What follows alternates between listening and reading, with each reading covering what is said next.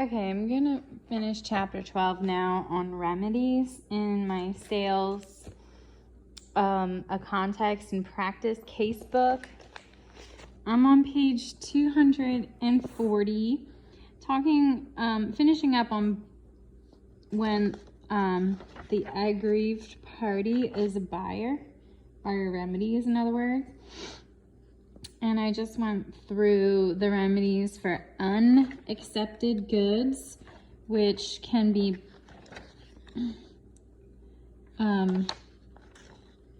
recovered, or the buyer can be made whole by seeking cover. The other option is just market damages based on market price. And then lastly, specific performance and replevin, which is more common with unique goods, that a court would enforce the contract by specific performance, which is an equitable remedy and not a money remedy. So the last 3 sections in buyer remedies is loss in value for accepted goods, additional damages recoverable, and right of offset. So if the aggrieved buyer retains non-conforming goods and gives the appropriate notice under section 2-6073A, the buyer can recover damages based on the difference in the value of the goods if they were conforming and the goods that were actually received. This is a common measure of damages for an action for breach of warranty. Additional damages recoverable is the foregoing substitutional remedies can be considered to compensate only for the direct or general damages caused by the breach. The loss of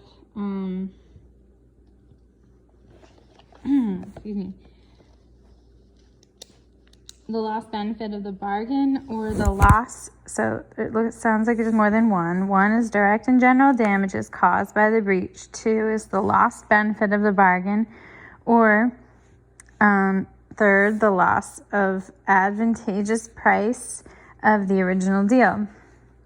But a breach can cause other forms of harm, and these are classified as either consequential or incidental damages.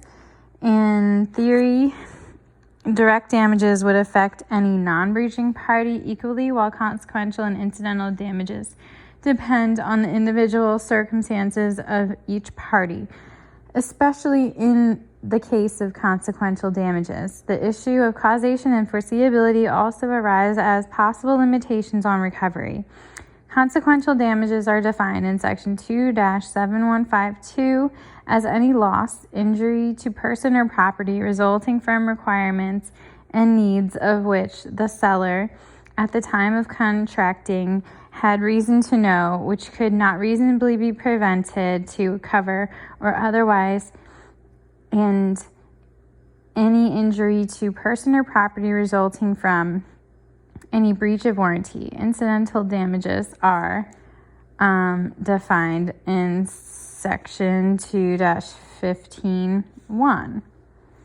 It is actually before the definition of consequential damages, as including expenses reasonably incurred in inspection, receipt, and transportation, and care and custody of rightfully rejected goods, any commercially reasonable charges, expenses, or commission in connection with effecting cover, and any other reasonable expense incident to the delay or other breach.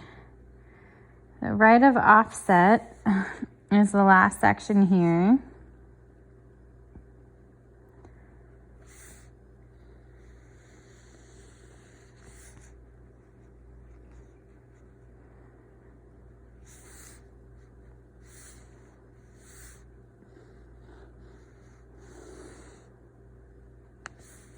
Under section 2-717, the buyer, upon notifying the seller, may deduct all or any part of damages resulting from breach of contract from any part of the price still due under the contract.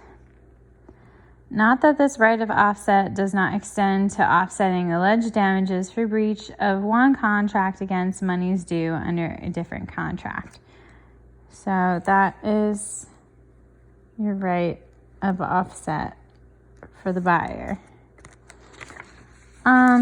Passing through the examples to go into the seller remedies that start on page 242, almost to the end.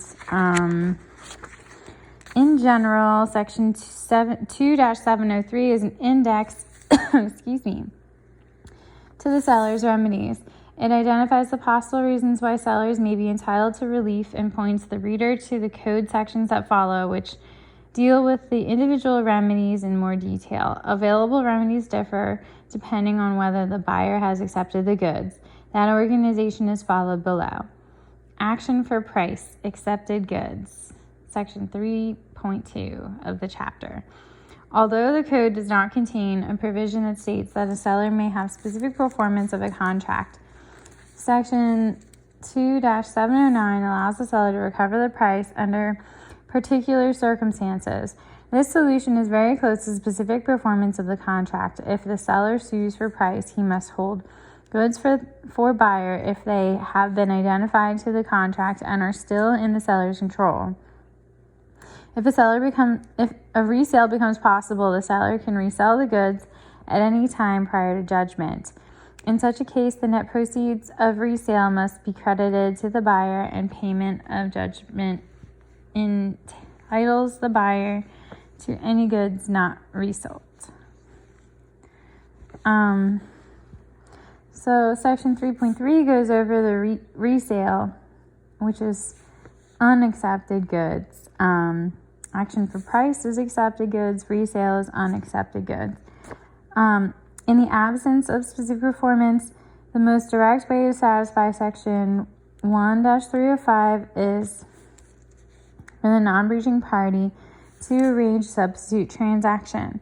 If the buyer fails or refuses to accept the goods, the aggrieved seller can go to the marketplace and sell the goods to someone else. In this manner, the seller substitutes for the performance required under the original contract. After resale, the seller has approximately the price for the goods contracted for.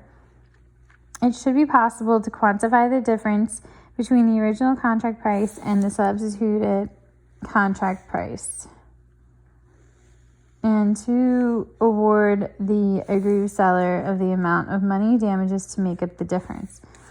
This is exactly what the code tries to do in section 2-607. 706.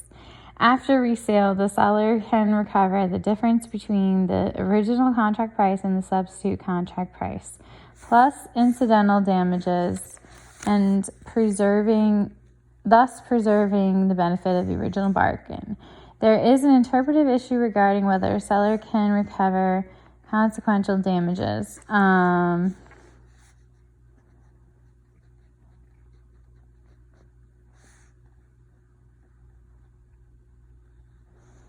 And courts are split on the issue.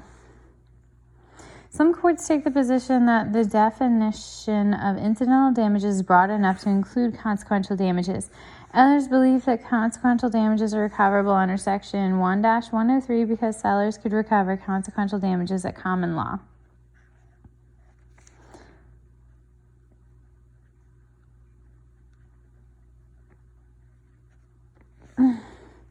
Still, others disagree and maintain that the absence of a specific section on sellers' consequential damages, such as the section on buyers' consequential damages, means that sellers cannot recover consequential damages. Because of the goal of resale is to put the seller in the bargain for position, the code sets forth specific rules governing any resale. The seller may elect a public sale and a private sale, defined in the official comments. The penalty for failing to make a proper resale is that damages may be calculated based on the market price under section 2-708. Note that resale is optional. If the aggrieved seller resells the goods that are the subject of the contract, then damages are permitted under the corresponding code sections. If the aggrieved seller chooses not to resell,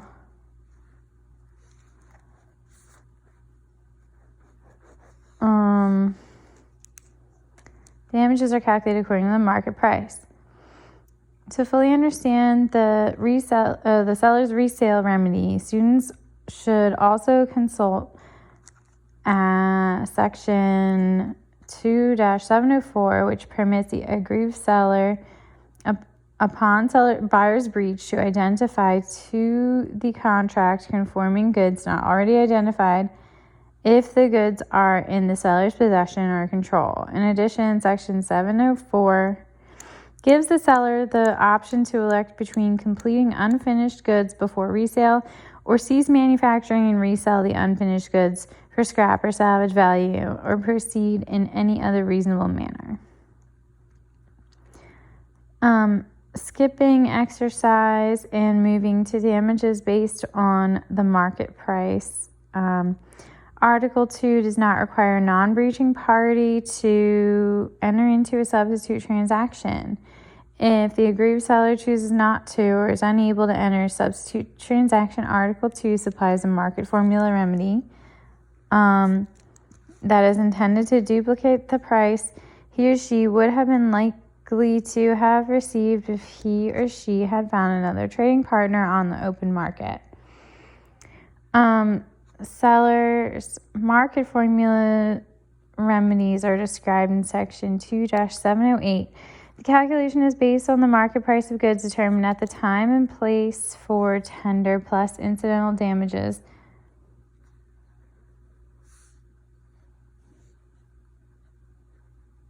And if the seller's action is based on anticipatory repudiation, the measure of damages may change depending on whether the action goes to trial. If an action based on anticipatory repudiation goes to trial before the time for performance with respect to some or all of the goods, any damages based on market price are determined according to the price of such goods at the time when the aggrieved party learned of the repudiation. When the case does not come to trial before the performance date, damages are not measured as of the time when the aggrieved party learned of the repudiation, but rather are measured at the time for performance under the contract.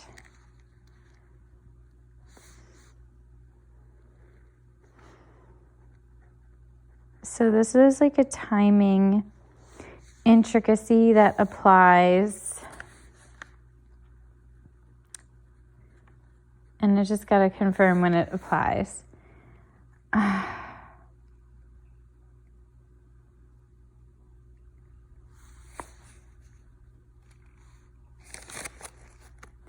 When the case does not come to trial before the performance date. Okay, so the price of such goods at the time when the aggrieved party learned of the repudiation for anticipatory repudiation. And then at the time for performance on the contract is when the market price should be calculated for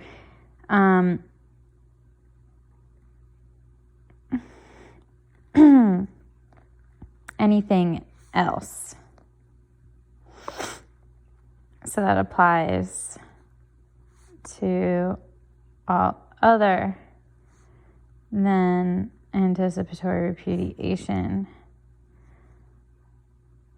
claims.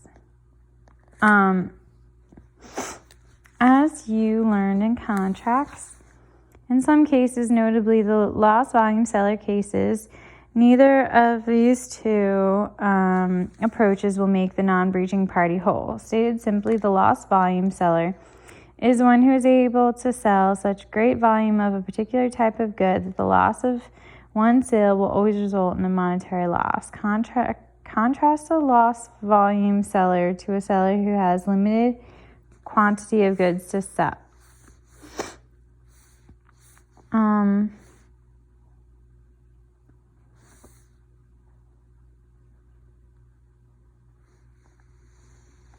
Following is a simplistic example. Larry, law student, has one car to sell. If he enters into a contract to sell that car to Linda Lovey and Linda breaches, Larry will be able to resell that car to someone else, thus avoiding some or all of the loss caused by Linda's breach. The resale remedy will make Larry whole. Alternatively, if Larry chooses not to sell the car, his damages can be established by reference to the market price under Section 2-7081. In sharp contrast, car dealer theoretically has access to an unending supply of cars for sale.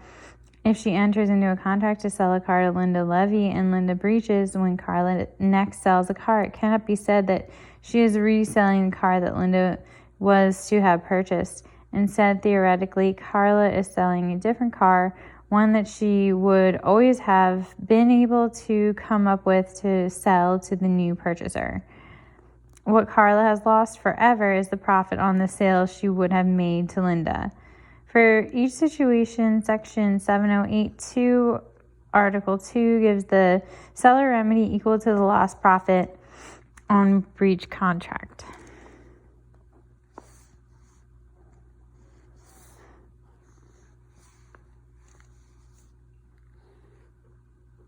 The applicability of Section 2-7082 is discussed by the United States Court of Appeal for the Seventh Circuit in R.E. Davis Chemical Corp. v. Diasonics, Inc. as follows.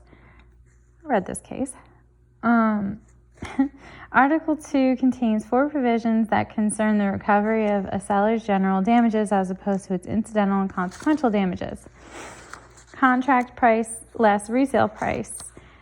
Section 2-7081, contract price less market price, and Section 2-7082, profit, and Section 2-709, price. The code does not provide a great deal of guidance as to when a particular damage remedy is appropriate. The damage remedies provided under the code are cataloged in Section 2-703, but this section does not indicate that there is any hierarchy among the remedies. One method of approaching the damage section is to conclude that 2-708 is relegated to a role inferior to that of 2-706 and 2-709, and that one can turn to 2-708 only after one has concluded that neither 706 or 709 is applicable. During this interpretation of the relationship between 706 and 708, if the goods have been resold, the seller can sue to recover damages measured by the difference between the contract price and the resale price under 2-706. The seller can turn to 2-708 only if the resale in a commercially unreasonable manner or if it cannot resell but an action for the price is inappropriate under Section 2-709. 2 different measures of damages are provided in 2-708. Subsection 2-7081 provides for a measure of damages calculated by subtracting the market price at the time and place for tender from the contract price. So, gotta calculate. Oh, well, this is just reading from the Diasonics case. So, I don't have to rewrite this. The profit measure of damages is calculated in 2-702. However, one applies 2-7082 only if the measure of damages provided in subsection 1 is inadequate to put the seller in as good a position as performance would have done. Diasonics, the seller in this case claims that 2-708 does not provide an adequate measure of damages when the seller is a loss volume seller. To understand Diasonics' argument, we need to define the concept of loss volume seller.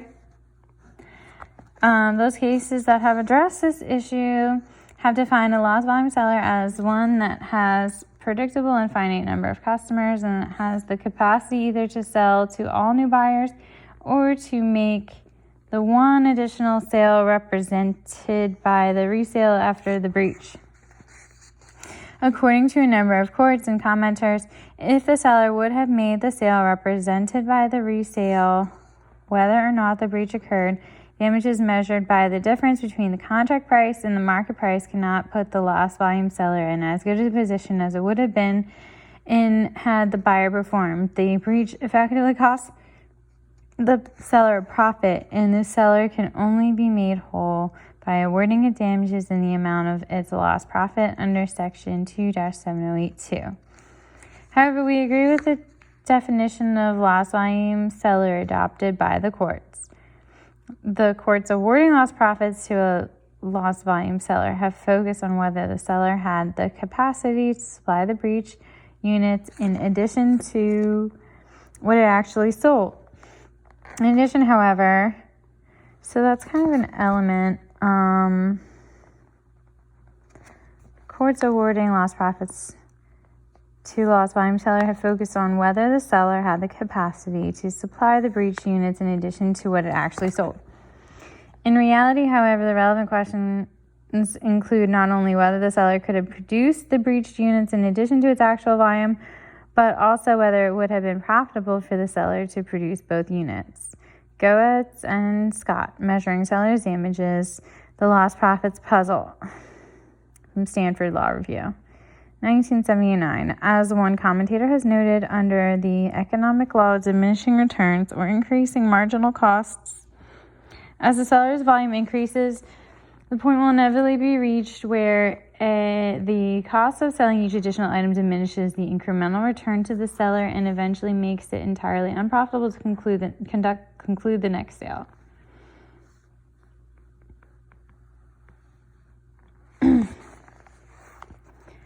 So that's just some theory, sometimes applicable. I don't think, or at least for the basis for that element, let's just say.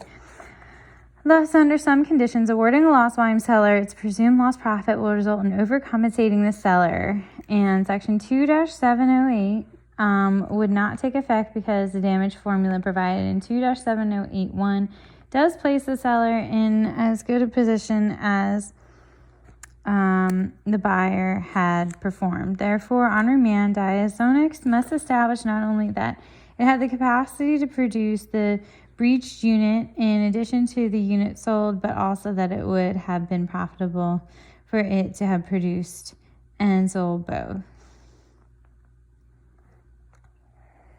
Okay, so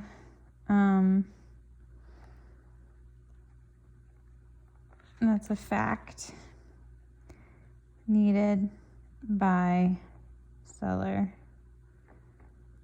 Anyway, there's an exercise,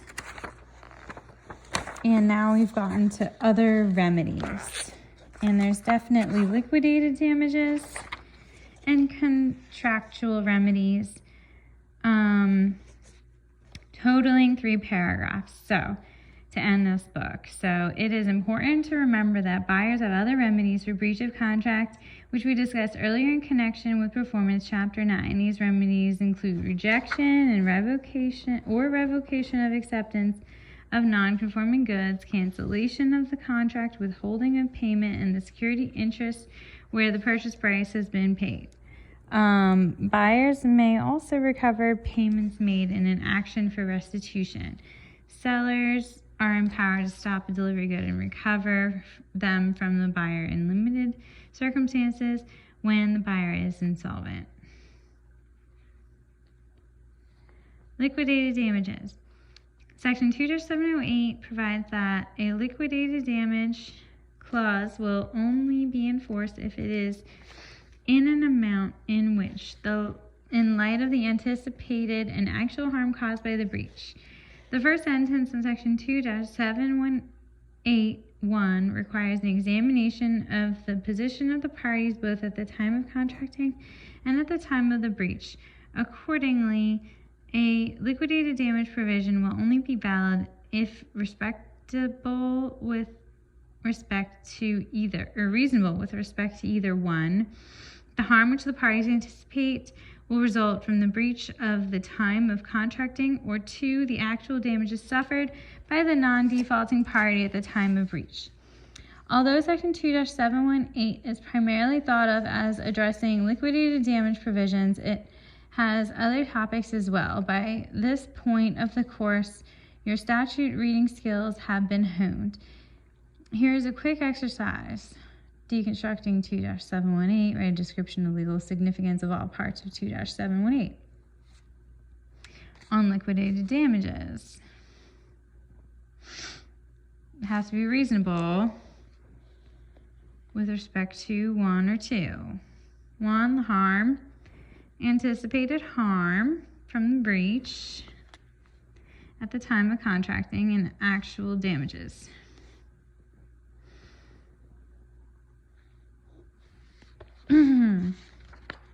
So it's like a 2-step analysis. Contractual remedies. Finally, the code validates the parties' creation of their own remedial schemes, either by liquidated damages provision in section 2-718 or by establishing limited or exclusive remedies, section 2-719. Any contractual remedies are optional unless the contract provides they are exclusive. Thus, if the contract does not state that the remedy is the exclusive remedy, all remedies under Article 2 are still available. However, an exclusive or limited remedy will not be enforced if it, 1, fails of its essential purpose, or 2, is unconscionable. If the limited remedy is unenforceable, all remedies under Section 2 will be available. These concepts were discussed in more detail in Chapter 6.